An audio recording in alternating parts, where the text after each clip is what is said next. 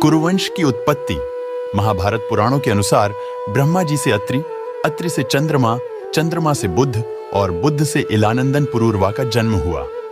पुरूरवा से आयु, आयु से राजा नहुष और नहुष से ययाति उत्पन्न हुए। ययाति से पुरु हुए। पुरु के वंश में भरत और भरत के कुल में राजा कुरु हुए। कुरु के वंश में शांतनु का जन्म हुआ। शांतनु से गंगानंदन भीष्म उत्पन्न हुए। उनके दो छोटे भाई और थे, चित्रांगद और विचित्रवीर्य। ये शांतनु से सत्यवती के गर्भ से उत्पन्न हुए थे। शांतनु के स्वर्गलोक चले जाने पर भीष्म ने अविवाहित रहकर अपने भाई विचित्रवीर्य के राज्य का पालन किया। भीष्म महाभारत के प्रमुख पात्रों में से एक हैं। ये महाराजा शांतनु के पुत्र थे। अपने पिता को दिए गए वचन के कारण इन्होंने आजीवन ब्रह्मचर्य का व्रत लिया था। इन्हें इच्छा मृत्यु का वरदान प्राप्त था। एक बार हस्तिनापुर नरेश दुष्यंत आखेट खेलने वन में गए। जिस वन में वे शिकार के लिए गए थे, उसी वन में कण्व ऋषि का आश्रम था। कण्व ऋषि के दर्शन करने के लिए महाराज दुष्यंत उनके आश्रम पहुंच गए। पुकार लगाने पर एक अति लावण्यमयी कन्या ने आश्रम से निकलकर कहा, हे राजन, महर्षि तो तीर्थ यात्रा पर गए हैं, किंतु आपका इस आश्रम में स्वागत है। उस कन्या को देखकर महाराज दुष्यंत ने पूछा, बालिके, आप कौन हैं?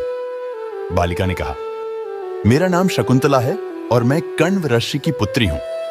उस कन्या की बात सुनकर महाराज दुष्यंत आश्चर्यचकित होकर बोले, महर्षि तो आजन्म ब्रह्मचारी हैं, फिर आप उनकी पुत्री कैसे हैं? उनके इस प्रश्न के उत्तर में शकुंतला ने कहा, वास्तव में मेरे माता पिता मेनका और विश्वामित्र हैं। मेरी माता ने मेरे जन्म होते ही मुझे वन में छोड़ दिया था, जहां पर शकुंत नामक पक्षी ने मेरी रक्षा की। इसीलिए मेरा नाम शकुंतला पड़ा। उसके बाद कण्व ऋषि की दृष्टि मुझ पर पड़ी और वे मुझे अपने आश्रम में ले आए। उन्होंने ही मेरा भरण पोषण किया। जन्म देने वाला, पोषण करने वाला तथा अन्न देने वाला, ये तीनों ही पिता कहे जाते हैं। इस प्रकार कण्व ऋषि मेरे पिता हुए। शकुंतला के वचनों को सुनकर महाराज दुष्यंत ने कहा, शकुंतले, तुम क्षत्रिय कन्या हो। यदि तुम्हें किसी प्रकार की आपत्ति न हो तो मैं तुमसे विवाह करना चाहता हूं। शकुंतला भी महाराज दुष्यंत पर मोहित हो चुकी थी, अतः उसने अपनी स्वीकृति प्रदान कर दी। दोनों ने गंधर्व विवाह कर लिया। कुछ काल महाराज दुष्यंत ने शकुंतला के साथ विहार करते हुए वन में ही व्यतीत किया। फिर एक दिन वे शकुंतला से बोले, प्रियतमे, मुझे अब अपना राज कार्य देखने के लिए हस्तिनापुर प्रस्थान करना होगा। महर्षि कण्व के तीर्थ यात्रा से लौट आने पर मैं तुम्हें यहां से विदा कराकर अपने राजभवन में ले जाऊंगा। इतना कहकर महाराज ने शकुंतला को अपने प्रेम के प्रतीक के रूप में अपनी स्वर्ण मुद्रिका दी और हस्तिनापुर चले गए। एक दिन उसके आश्रम में दुर्वासा ऋषि पधारे। महाराज दुष्यंत के विरह में लीन होने के कारण शकुंतला को उनके आगमन का ज्ञान भी नहीं हुआ और उसने दुर्वासा ऋषि का यथोचित स्वागत सत्कार नहीं किया। दुर्वासा ऋषि ने इसे अपना अपमान समझा और क्रोधित होकर बोले, बालिके, मैं तुझे शाप देता हूं कि जिस किसी के ध्यान में लीन होकर तूने मेरा निरादर किया है, वह तुझे भूल जाएगा। दुर्वासा ऋषि के शाप को सुनकर शकुंतला का ध्यान टूटा और वह उनके चरणों में गिरकर क्षमा प्रार्थना करने लगी। शकुंतला के क्षमा प्रार्थना से द्रवित होकर दुर्वासा ऋषि ने कहा, अच्छा, यदि तेरे पास उसका कोई प्रेम चिन्ह होगा तो उस चिन्ह को देख उसे तेरी स्मृति हो आएगी। महाराज दुष्यंत से विवाह से शकुंतला गर्भवती हो गई थी। कुछ काल पश्चात कण्व ऋषि तीर्थ यात्रा से लौटे, तब शकुंतला ने उन्हें महाराज दुष्यंत के साथ अपने गंधर्व विवाह के विषय में बताया।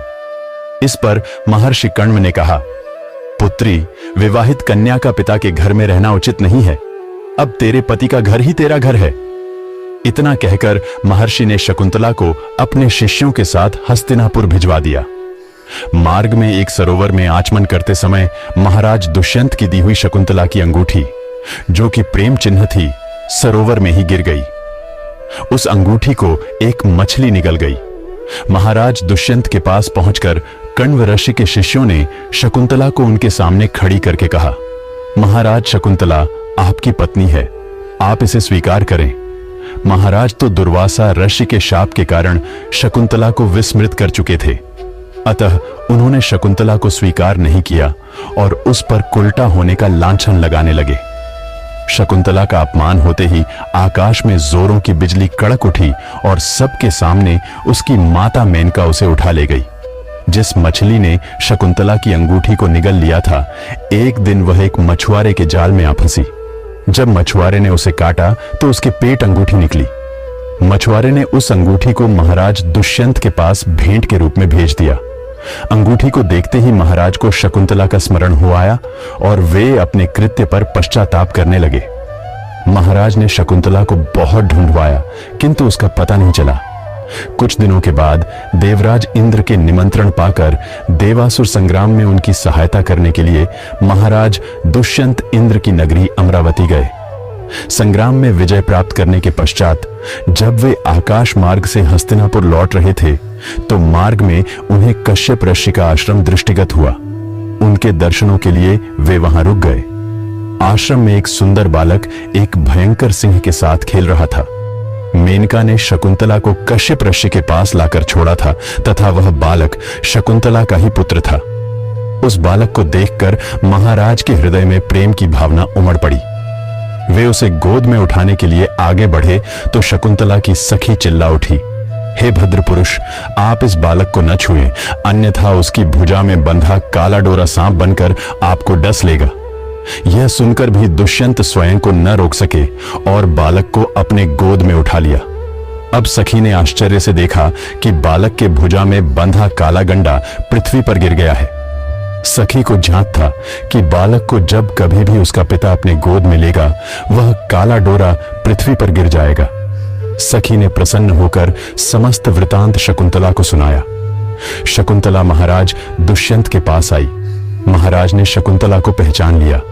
उन्होंने अपने कृत्य के लिए शकुंतला से क्षमा प्रार्थना किया और कश्यप ऋषि की आज्ञा लेकर उसे अपने पुत्र सहित अपने साथ हस्तिनापुर ले आए।